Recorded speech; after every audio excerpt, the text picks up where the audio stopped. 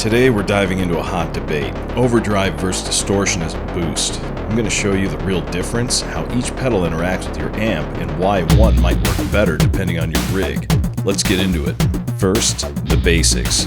Overdrive and distortion seem similar, but they behave completely different from each other.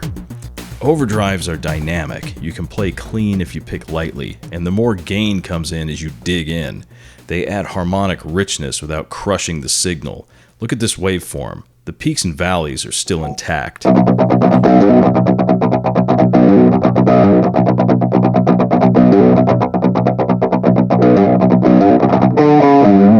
Distortion pedals compress the signal hard and add saturation immediately. The tone is thicker and more consistent, but you lose some of that touch sensitivity. See how the waveform's peaks are flattened?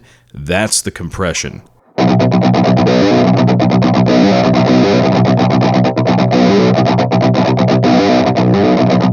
Here's why overdrive works so well in front of tube amps. Tube amps react to your input signal. When the guitar hits the first gain stage, the tubes generate musical harmonics. As the signal moves through the preamp and the power amp, those harmonics stack in a natural, dynamic way. An overdrive pushes that signal just enough to wake up the tubes without flattening everything out. You're not adding distortion, you're shaping the tube's response. That's why you see so many players boost tube amps with overdrives. It enhances what the amp already does well.